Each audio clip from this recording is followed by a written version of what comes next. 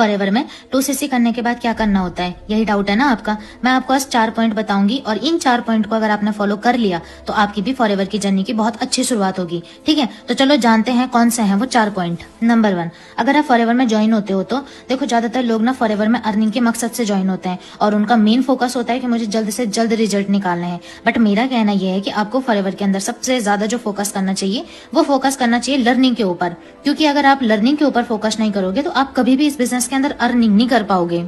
अब आपका main point होगा कि मैम क्या ऐसी चीजों की लर्निंग करें जिससे मैं फॉरएवर में बहुत अच्छी अर्निंग कर सकूं, राइट।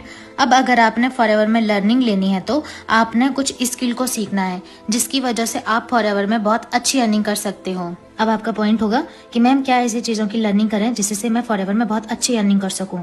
ठीक है, तो चलो जानते हैं क्या हमें लर्निंग लेनी चाहिए।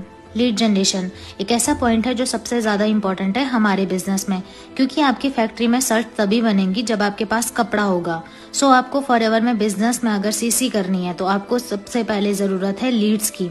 अगर आपके पास लीड्स नहीं होंगी तो आप इनविटेशन किस पे करोगे, क्योंकि फॉरएवर में आप इनवाइट लीड्स को ही करोगे।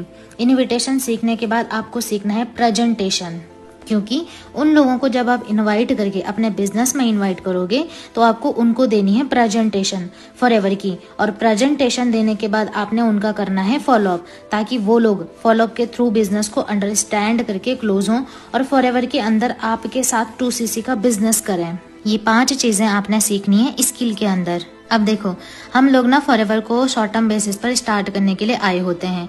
अगर आप इस फॉरएवर बिजनेस को शॉर्ट टर्म बेसिस पर स्टार्ट करने के लिए आए हो तो मैं बोलती हूँ आप एक गलत जगह पर आए हो, क्योंकि फॉरएवर का बिजनेस एक लॉन्ग टर्म बिजनेस है। 47 ईयर ओल्ड पुरानी कंपनी है, तो ये एक करियर बिल्डिंग कंपनी है। मैंने खुद फॉरएवर को एक लॉन्ग टर्म पर्पज से स्टार्ट करा है, जहां पर मैं फॉरएवर के साथ अपना करियर बिल्ड कर रही हूँ।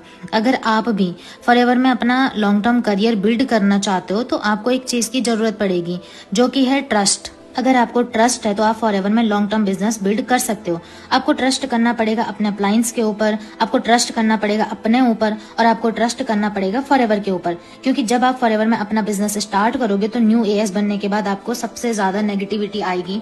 लोग आपको लीड के थ्रू आके नेगेटिव करेंगे, कुछ लोग आपको प्रोस्पेक्ट बन के नेगेटिव करेंगे, कुछ लोग आपको फॉरएवर की जर्नी में नेगेटिव करेंगे। आपको अगर अपने ऊपर ट्रस्ट है, अपने अप्लायंस के ऊपर ट्रस्ट है, आपको फॉरएवर के ऊपर ट्रस्ट है, तो आपको कोई भी पीपल नेगेटिव नहीं कर सकता। सो ये 4 पॉइंट आपने फॉलो करने हैं। ठीक है, तो